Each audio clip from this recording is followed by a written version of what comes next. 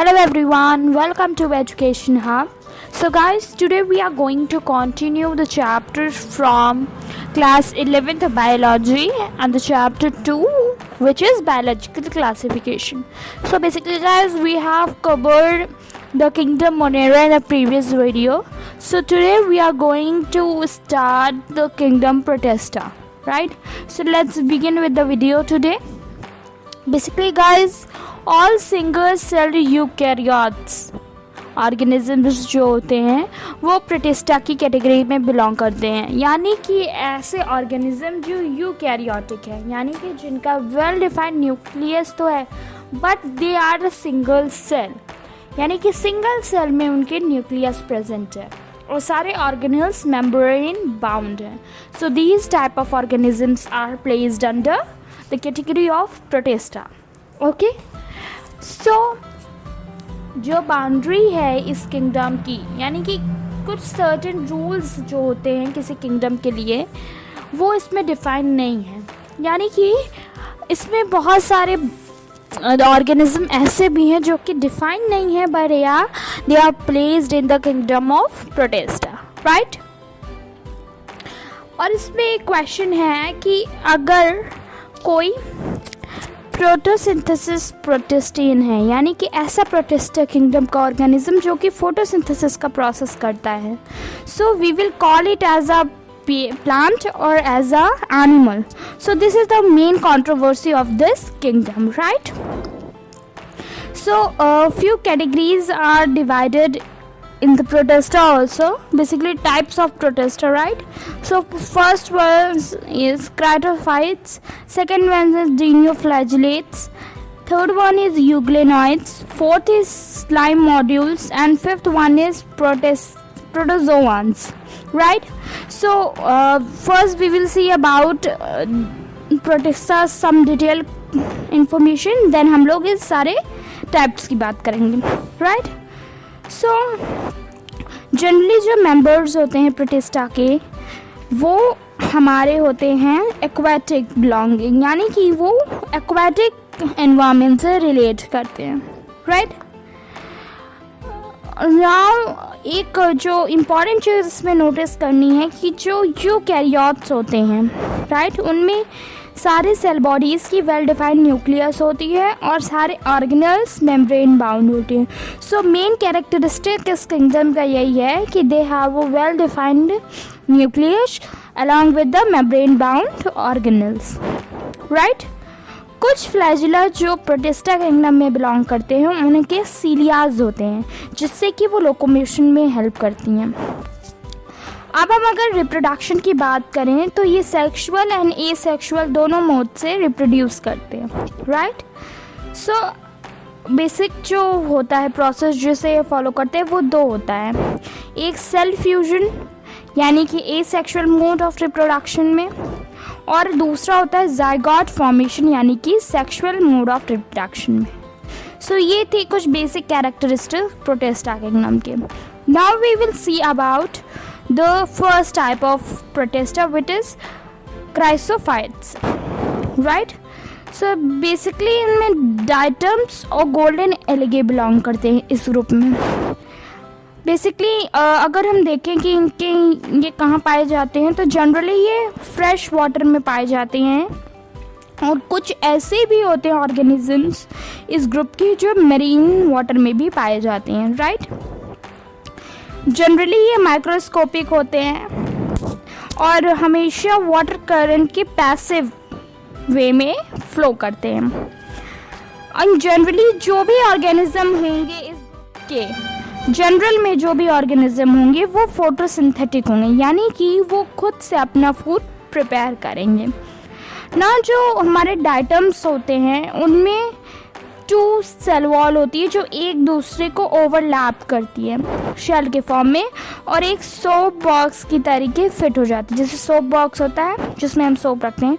सो two layers होती हैं जो एक दूसरे को ओवरलैप करती हैं और फिर आगे जाकर एक दूसरे से इंटरलॉक हो जाती हैं, राइट. और इन वॉल्स में हमारा सिलिका प्रेजेंट होता है, ठीक है. तो सिलिका प्रेजेंट होने की वजह से ये वॉल्स हमारी basically what you can say इनब्रेकेबल होती हैं।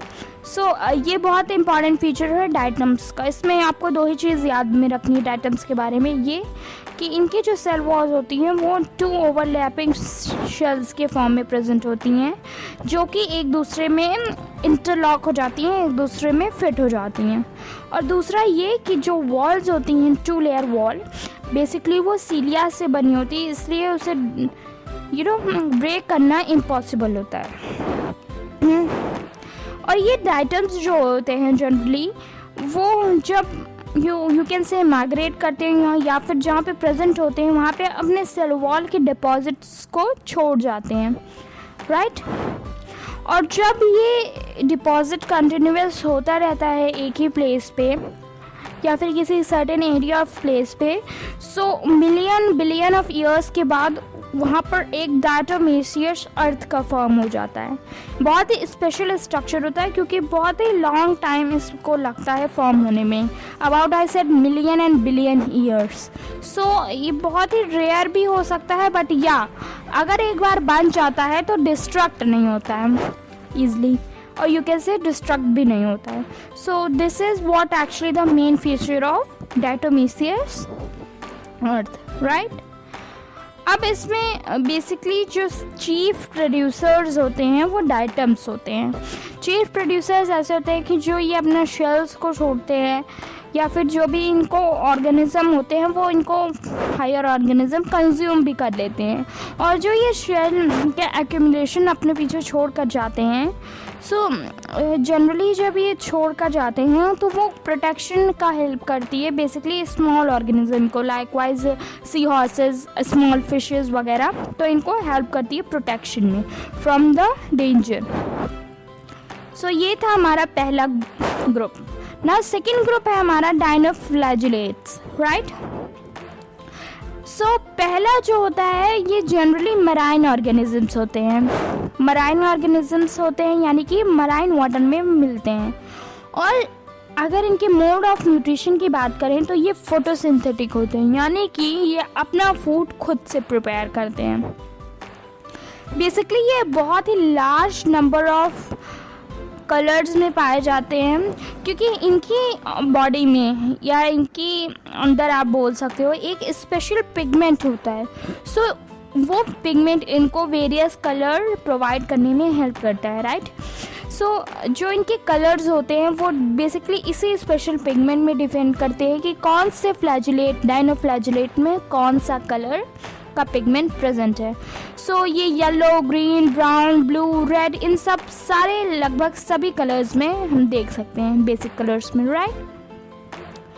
इनकी सेल वॉल की बात करें तो इनकी सेल वॉल जो होती है वो स्टिफ सेलुलोज प्लेट से आउटर एरिया जो होता है उसका आउटर सरफेस, उसमें स्टिफ सेलुलोज प्लेट्स प्रेजेंट होती हैं, राइट। बेसिकली इनके 2 फ्लैजिला होते हैं, एक लॉन्गिट्यूडिनली लोकेटेड होता है और दूसरा ट्रांसवर्सली, राइट। और ये दोनों जो फ्लैजिला होते हैं ये हमारे सेल वॉल्स के बीच में, वॉल प्लेट्स के बीच में बेसिकली प्रेजेंट होते हैं, राइट।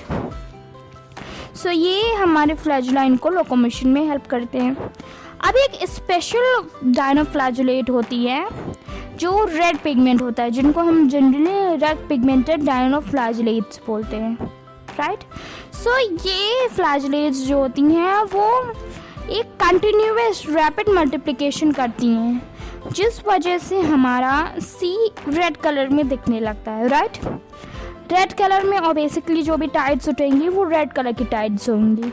सो इस वजह से हमारा इनको क्या कहते हैं, reason for being the red causing sea appearance, right. So ये तो था इनकी स्पेशल कैरेक्टरिस्टिक कि ये मल्टीप्लिकेशन करते हैं जिसकी वजह से सी हमें रेड अपीयर होता है। बट इस मल्टीप्लिकेशन के साथ ये बहुत ही हार्मफुल टॉक्सिन भी वाटर में रिलीज कर देते हैं, राइट। इस टॉक्सिन की वजह से बहुत large number of marine animals और फिशेस की डेथ हो जाती है। सो एक तरीके से देखें तो they are dangerous too. So अब हमारा थर्ड ग्रुप आता है euglenoids, one of the major important group. Euglenoids जो होते हैं बेसिकली फ्रेश वाटर ऑर्गेनिजम्स होते हैं और जो ज़्यादातर स्टैंडिंग या स्टेडिजेंट वाटर में हमें मिलते हैं, राइट। अब इन ऑर्गेनिज्म की जो स्पेशल क्वालिटी होती है वो ये होती है कि इनमें सेल वॉल नहीं होती है, बट सेल वॉल के प्लेस पे एक प्रोटीन रिच लेयर प्रेजेंट होती है जिसको हम पेलिसिल कहते हैं, राइट। और यही स्पेशल लेयर जो होती है प्रोटीन की, इनकी बॉडी को फ्लेक्सिबल बनाती है एंड इसी वजह से शायद अगर सेल वॉल प्रेजेंट होती तो इनकी बॉडी इतनी फ्लेक्सिबल नहीं हो पाती। ये तो थी इनकी सेल वॉल की आउटर बॉडी एक्सपीरियंस के बाद। अब हम देखते हैं कि इनमें लोकोमोशन के लिए क्या स्पेशल कैरेक्टर्स प्रेजेंट होते हैं। बेसिकली इनमें भी फ्लैजिलास प्रेजेंट होते हैं 2, एक शॉर्ट फ्लैजिला और दूसरा लॉन्ग फ्लैजिला, राइट। और दोनों के दोनों ही लोकोमोशन में हेल्प करते हैं। Now if we talk about the mode of nutrition, sunlight के प्रेजेंट में ये फोटोसिंथेटिक होते हैं, राइट, यानी कि सनलाइट के प्रेजेंस में अपना फूड खुद प्रिपेयर करते हैं। और वहीं अगर ये हमारे सनलाइट से आवे हैं या हिडन है सनलाइट से, तो ये हेट्रोट्रॉप्स की तरीके एक्ट करते हैं, यानी कि ये प्रेडेटर्स को अटैक करके कैच करके उनको एज अ न्यूट्रिशन यूज़ करते हैं। बेसिकली स्मॉलर ऑर्गेनिज्म को ये एज अ प्रेडेटर टीच करते हैं। नाउ स्पेशल जो चीज़ इनके बारे में है वो ये है कि जो पिगमेंट्स यूग्लिनॉइड्स में प्रेजेंट होते हैं वो सिमिलर होते हैं हमारा हायर प्लांट्स के according. Few of the scientist ऐसे भी हैं जो यूग्लिनॉइड्स को ऑर्गेनिज्म की कैटेगरी में नहीं बल्कि प्लांटे ग्रुप में प्लांटे की कैटेगरी में रखते हैं। एक अभी भी कंट्रोवर्सी है इस चीज़ को लेके कि यूग्लिनॉइड्स हमारे ऑर्गेनिजम्स हैं बेसिकली या प्लांट है, राइट।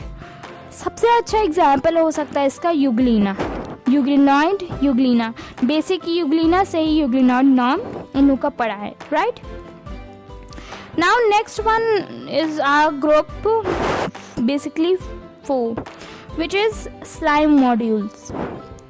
स्लाइम मॉड्यूल्स हमारे सेप्रोफाइट्स होते हैं, यानी कि ये दूसरे dead and decaying organic matter को as a mode of nutrition use करते हैं। बेसिकली ये ऑर्गेनिक मैटर यानी कि जैसे डिकेइंग ट्विग्स, लीव्स, इन पे डिपेंड होते हैं फॉर न्यूट्रिशन। और अगर कुछ सुटेबल कंडीशंस आती हैं तो ये एग्रीनेशन करके प्लाज्मोडियम बनाती हैं, राइट। और ये प्लाज्मोडियम्स हमारे सुटेबल कंडीशन में काफ़ी सेवरल फील्ड तक भी स्प्रेड कर सकती हैं। और अगर यही अनफेवरेबल कंडीशन हो जाती है तो ये प्लाज्मोडियम डिफरेंशिएट हो जाता है और छोटी छोटी स्मॉल फ्लोटिंग बॉडीज़ बनाता है जिनमें स्पोर्स प्रेजेंट होते हैं। ये स्पोर्स जो होते हैं इनमें ट्रू वॉल्स प्रेजेंट होती हैं, राइट। और ये स्पोर्स जो होते हैं बेसिकली क्या ये प्लाज्मोडियम में स्पोर फंक्शन करते हैं कि ये एडवर्स कंडीशन में भी बहुत लंबे ईयर्स तक सरवाइव कर सकते हैं। एंड जनरली जो स्पोर्स होते हैं ये वो एयर करंट के थ्रू डिस्पर्स होते हैं और दूसरी जगह सुटेबल कंडीशन पाकर ग्रो हो जाते हैं, राइट। तो ये था हमारा स्लाइम मॉड्यूल, बहुत ही इजी है। पहला इसमें आपको जो बताना है वो ये बताना है कि ये सेप्रोफाइटिक्स होते हैं। सेकेंडली ये कि ऑर्गेनिक मैटर जैसे कि लीव्स और ट्विग्स पे ये मोड ऑफ न्यूट्रिशन डिपेंड करते हैं। अगर सुटेबल कंडीशन इनको मिलती है तो ये प्लाज्मोडियम को फॉर्म करते हैं जो कि हमारा सेवरल फीट तक स्प्रेड हो सकता है। और अगर अनकंडीशन होगी अनफेवरेबल इनके लिए तो ये प्लाज्मोडियम डिफरेंशिएट करता है, छोटी छोटी फ्रूटिंग बॉडीज़ बनाता है जिसमें कि हमारा स्पोर्स प्रेजेंट होते हैं। और ये जो हमारा प्लाज्मोडियम और स्पोर्स होते हैं बेसिकली ये रेजिस्ट करते हैं एडवर्स कंडीशन को और सरवाइव कर जाते हैं बहुत ही लॉन्ग टर्म ऑफ टाइम के लिए। और स्पोर्स हमारा एयर करंट के थ्रू डिस्पर्स करता है और दूसरी फेवरेबल कंडीशन के पाकर वहाँ पे ग्रो हो जाता है। Now last group is protozoa, right. Protozoas में बेसिकली हम देखेंगे कि कौन कौन से प्रोटोजोआस होते हैं जो अलग अलग डिफरेंशिएटेड कंडीशन में हैं, क्योंकि 4 ग्रुप्स हैं प्रोटोजोआन के भी। पहले हम देखते हैं प्रोटोजोआस जो होते हैं वो हमारे हेट्रोट्रॉफ्स होते हैं। यानी कि ये प्रेडेटर्स और पैरासाइट्स दोनों की तरीके एक्ट करते हैं, right. And they are considered to be one of the primitive relatives of animals, यानी कि इनको सबसे पुराना एनिमल प्रेडिटर कहा जाता है। प्रिमिटिव रिलेटिव यहाँ पे मतलब है कि सबसे पुराना, जो ऐसे क्वालिटीज़ हैं, ऐसे कंडीशंस में मिलती हैं जो कि हमारे पुराने एनिमल्स से रिलेट करती हैं, राइट। सो 4 मेजर ग्रुप है प्रोटोजोअन्स के। पहला है अमीबॉइड प्रोटोजोअन्स, राइट। सो इस कैटेगरी के जो ऑर्गेनिजम्स होते हैं वो फ्रेश वाटर, सी वाटर और मॉइस्ट सॉइल, इन तीनों कंडीशन में मिल जाते हैं हमें। और बेसिकली ये मूव करते हैं हम अपने फॉल्स फीट यानी कि सूडोपोडिया से, और एक सिलिका सेल बना लेते हैं अपने प्रेडेटर के सराउंडिंग में। सो इस वजह से इनका जो प्रेडेटर होता है वो इनके कैच में आ जाता है and they use it as a nutrition. So basically they are generally as a heterotrophic, और इसमें से कुछ ऐसे भी होते हैं जो एज अ पैरासाइट एक्ट करते हैं, एंटोअमीबा, राइट। एंटोअमीबा जो होता है वो पैरासाइट होता है। सेकंड कैटेगरी है फ्लैजिलेटेड प्रोटोजोअन्स, राइट। सो इस कैटेगरी के जो भी मेंबर्स होते हैं या तो वो फ्री लिविंग होते हैं या पैरासाइट्स। सो इसका मतलब है कि 2 कंडीशन इनमें होती है, फ्री लिविंग और पैरासाइट। जनरली इनमें फ्लैजिला प्रेजेंट होता है, और जो पैरासाइटिक फ्लैजिलेटेड प्रोटोजोअन्स होते हैं वो बहुत ही डेंजरस डिजीजेस कॉज करते हैं, जैसे कि स्लीपिंग सिकनेस, राइट। तो एग्जाम्पल जो है वो है ट्राइफोफोन्सोमा, फ्लैजिलेटेड प्रोटोजोआ का एग्जाम्पल है ट्राइफोनोसोमा। ना next category is ciliated protozoans. Basically ये एक्वाटिक होते हैं और इनमें थाउजेंड्स ऑफ सीलिया इनके बेस में प्रेजेंट होती है, राइट। जो इनकी गट कैविटी होती है वो आउटसाइड द बॉडी सरफेस जाकर ओपन होती हैं, और जो सीलियाज होती हैं वो इनको मूवमेंट पे भी हेल्प करती हैं और इनका फूड कैच करने में भी हेल्प करती हैं, राइट। सो एग्जाम्पल है paramecium. Paramecium is one of the ciliated protozoa. Last one is sporozoans, right?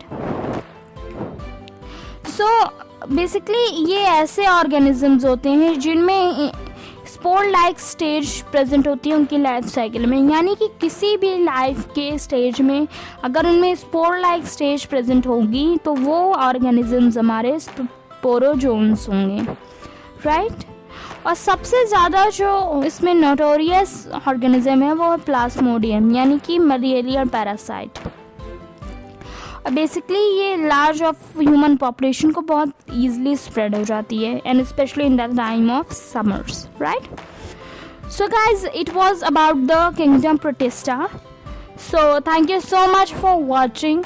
Do like, share and subscribe to my channel. Till then, bye bye.